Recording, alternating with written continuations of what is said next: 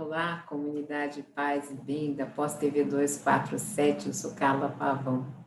Hoje eu vim com uma proposta nova aqui, querida comunidade. A partir deste livro, que é um estudo sociológico do querido Domênico de Masi, O Futuro Já Chegou, que eu nunca trouxe para vocês, esse livro aqui. Eu vou ler pela primeira vez aqui junto com vocês alguns trechos de alguns capítulos que eu selecionei sobre o multiverso cristão e católico. E eu queria que vocês comentassem o que vocês acham dessa análise, porque o Domênico é um sociólogo, eu sou uma espírita,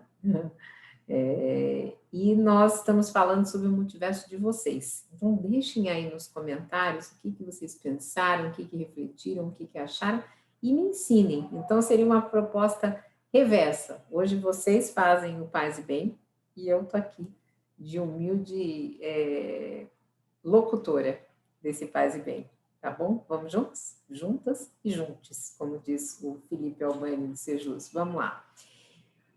Eu escolhi um texto que ele vai falar sobre o modelo monástico. Por quê? Escolhi em homenagem ao Mauro Lopes, que fala tanto dessa questão do mosteiro e tudo mais. Então, ele vai dizer o seguinte, que o modelo monástico é a quintessência da vida cristã. Então, o modelo da vida proposto pelo cristianismo, ele vai dizer que está traçado no Sermão da Montanha, em Mateus capítulo 5, versículos de 1 a 12, e aí ele vai colocar o texto integral aqui, que eu não vou ler, que é bem-aventurados os que choram, porque eles serão consolados, bem-aventurados os mansos, porque eles herdarão a terra, bem-aventurados os que têm fome e sede de justiça, e por aí vai. Nós, espíritas, também costumamos citar muito esse sermão, Allan Kardec, idem, então faz parte do meu multiverso esse sermão.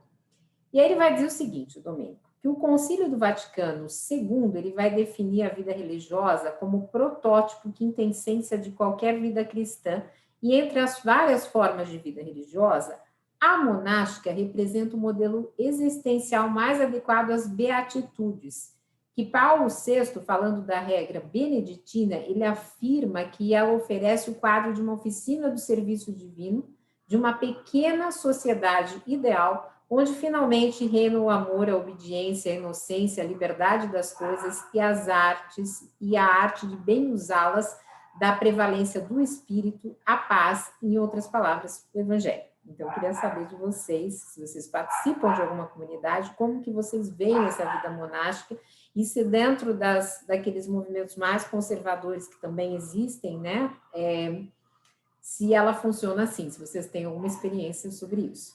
E aí ele vai dizer o seguinte, para obter essa essência do modelo cristão, é necessário a gente analisar o fenômeno monástico que eclodiu nos séculos de 4 a 6 depois de Cristo. Então, estas ordens, elas nascem do desejo de algumas almas eleitas de reviver a mensagem do Evangelho em sua plenitude. Isso é quem diz, é um abade que se chama Giuseppe Turbessi. E ele é muito respeitado, segundo o Domênico, por estudos da espiritualidade biblio-patrística e monástica antiga.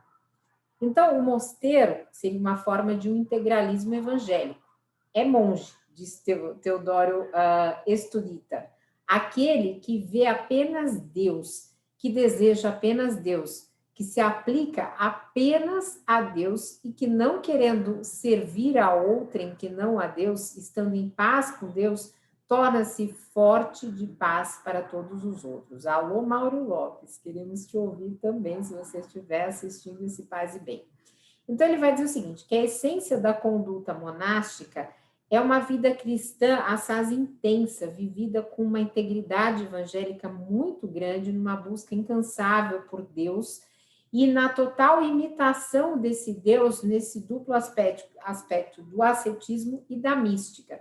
Ascetismo como mortificação, caridade, renúncia a si próprio e às coisas do mundo, e mística como recolhimento, prece, desejo de atingir a visão de Deus, contemplando-o e dialogando com ele. O monge.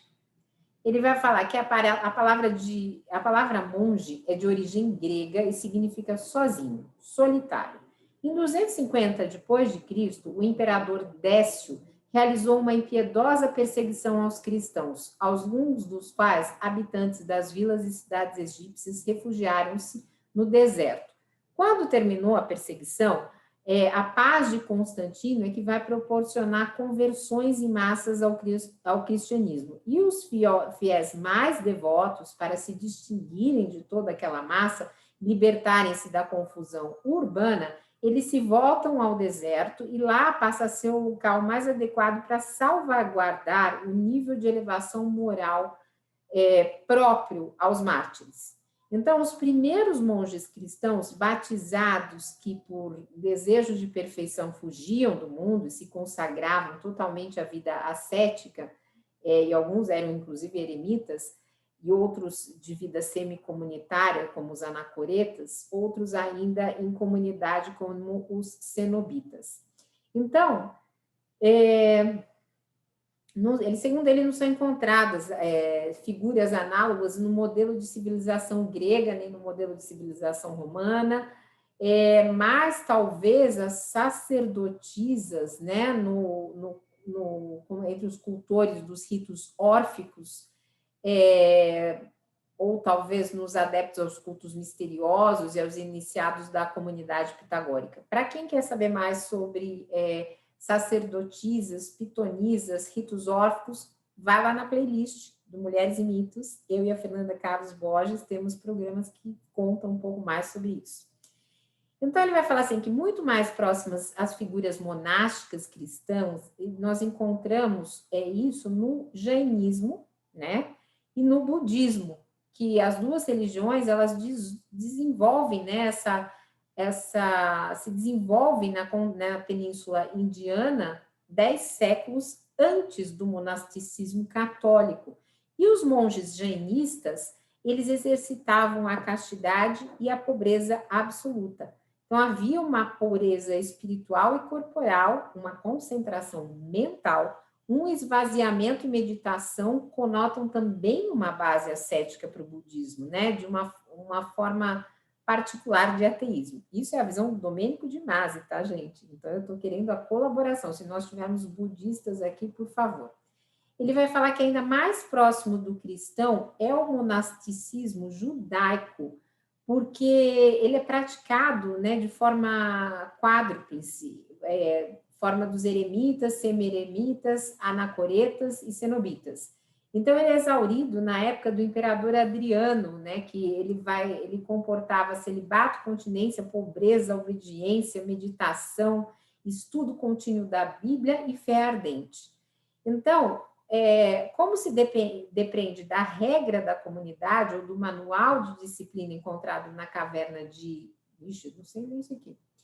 Qumran, o dia dos monges judeus era dividido em oração, leitura bíblica, escrituras sagradas, textos de trabalho, com um claro predomínio da oração e com celebração noturna do banquete sagrado, no qual se consumia pão e vinho, tal como posteriormente na missa católica.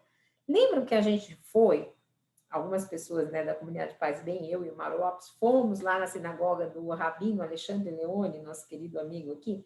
Então, nessa sinagoga, nós tivemos depois uma espécie de consagração, né, não foi vinho, foi suco de uva, mas enfim, suco de uva, ou não lembro se foi vinho e pão, né, no final dela. Então, foi muito interessante. A regra.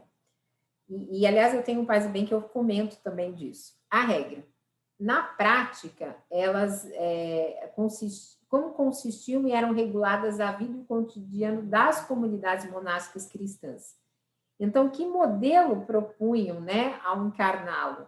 Quando surgia uma nova ordem monástica, em uma primeira fase embrionária e ardente, os monges se adaptavam ao exemplo vivo do fundador e, sobretudo, além da Sagrada Escritura dos Evangelhos. Numa segunda fase, né, passando um certo tempo, eles se adequavam à regra que o fundador se encarregava de escrever e conduzia os seus súditos nessa direção, que era uma direção para a perfeição.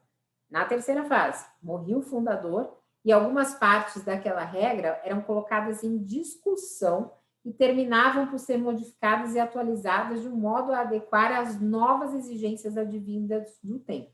Então, ele vai dizer o seguinte, que as centenas de regras escritas por laicos e sacerdotes, por bispos, por abades, são por vezes detalhadas e por vezes são sucintas, porém sempre expostas em linguagem simples, popular, frequentes citações patrísticas, litúrgicas e às vezes profanas.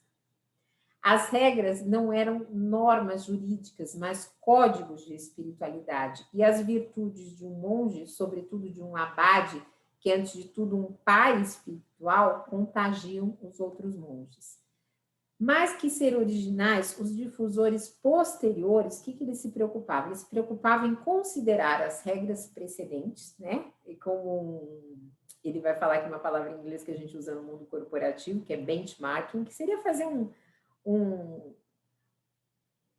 uma revisão das melhores práticas, né, das práticas mais efetivas, né? Então ele vai fazer um permanente benchmark, graças ao qual as regras gradativamente se livram do supérfluo. Então toda regra se orienta pelo exemplo da vida de Jesus, né? E por mais variada que seja o gama de prescrições, 3 votos permanecem fixos: voto de pobreza, de castidade e de obediência. E o dia do monge, isso o Mauro fala muito aqui, né? Ele é dividido em oração individual, coletiva e litúrgica, trabalho e estudo. E grande importância conferida ao silêncio, né? Como serviço material, moral, espiritual. Hierarquia e autoridade são respeitados. Essa parte do silêncio ia me complicar um pouquinho. Eu sou uma pessoa que, por essência, me comunico. Então, ele vai falar o seguinte, que apesar do apartado mundo, o monge também constitui para o bem-estar material e espiritual da humanidade ao seu redor, porque, segundo, de novo, o Giuseppe Turbessi, com sua existência simples, ele recorda ao fiel as exigências fundamentais das vocações cristãs, como o pertencimento ao século futuro e a transitoriedade do presente, a necessidade da imitação do Cristo, do desapego, da mortificação, o empenho na conversa amorosa com o Pai, o anseio pelo advento do reino e do triunfo final de Deus. Então, ele vai dizer que pode-se dizer que não teve pai da igreja que não tenha escrito sobre isso, né? Então, ele vai trazer alguns aqui, como ele vai dizer da regra de São Pacômio, no Egito, e de São Basílio, na Ásia Menor. Então, elas são as mais importantes do Oriente, e talvez devesse ser adicionada pela sua grande abertura à liberdade individual, a regra de Robulá, monge da Síria, morto em 436. No Ocidente, as regras mais importantes, e a gente já teve aqui os programas do Pedro Lima Vasconcelos com o Mauro Lopes, são a de Santo Agostinho e São Benedito. E essas regras, 4 regras, tornam-se verdadeiros modelos de vida, não só para o monge, mas para as multidões de crentes e laicos. Então, eu, como espírita, não conhecia nada disso, só conhecia o que o Mauro nos trazia. Então, por isso que eu fui ler o Domênico de Masi. Se vocês gostarem, curtam, compartilhem e deixem no comentário aí para eu trazer mais, porque esse livro é muito interessante. Ele fala de várias outras espiritualidades. Antes de eu entrar no São Pecômio, eu vou mostrar para vocês aqui, ó, para quem chegou até aqui, ó, ele vai falar nesse livro, não sei se a câmera está pegando, gente. Ele vai falar sobre muitas espiritualidades, muitas. Então, se vocês quiserem, ele vai falar sobre humanismo espiritual, modelo chinês, modelo japonês, equilíbrio e beleza, modelo clássico, modelo hebraico, ele passa pelo católico, ele vai passar pelo muçulmano, espírita não tem, né? Nunca tem, o modelo protestante, aí ele vai falar do iluminismo, do modelo liberal, do industrial capitalismo e depois do industrial socialista, comunista, pós-industrial, e aí ele vai falar do modelo brasileiro. Então, se vocês tiverem curiosidade, deixem aí nos comentários, que depois eu posso fazendo outros faz bem sobre esse livro que está me interessando muito. São Pecômio, vamos lá. Os preceitos e normas do pai... Eu não sei se eu estou lendo certo, gente, não é Pecômio, é Pacômio. Deixa eu ver aqui em cima, porque eu acho que está escrito... É Pacômio, desculpem. Homem de Deus que baseou desde o início a santa vida coletiva segundo o comando de Deus, é a primeira e mais influente regra monástica, protótipo de todas as regras sucessivas ditadas por São Pacômio, o primeiro verdadeiro organizador de um cenóbio, morto em 346 depois de Cristo. Esse é um dos mais antigos documentos literários em língua copta. Então, ele nasceu num país de pagãos, né, o Pacômio, teve contato com grupos cristãos, converteu-se e retirou-se através dos eremitas da Alta Tebaide, ou Tebaide, deveria ser, porque tem acento, não sei. Depois de alguns anos, ele se transferiu para Tambenize, uma aldeia abandonada às margens do Nilo. E ali ele reuniu uma centena de monges com o objetivo de servir ao mesmo tempo aos homens e a Deus. Não se tratava de religiosos propriamente ditos, como diz o historiador aqui, o Turbesse, mas de um grupo de semi-analfabetos, semi-bárbaros, semi-convertidos e semi-monges. Então, isso explica que ele tinha uma severidade capciosa dos 144 preceitos que formam a regra pacomiana. E o cenóbio, ele era organizado como uma tribo. Então, pequenos grupos habitavam pequenas casas protegidas por um muro ao redor. Cada casa organizava autonomamente o próprio trabalho que ocupava todos os dias da semana, exceto o domingo. E os bens eram comuns. Todos conjuntamente participavam do ofício divino, das 5 conferências espirituais da semana, das leituras bíblicas e das 3 celebrações litúrgicas cotidianas.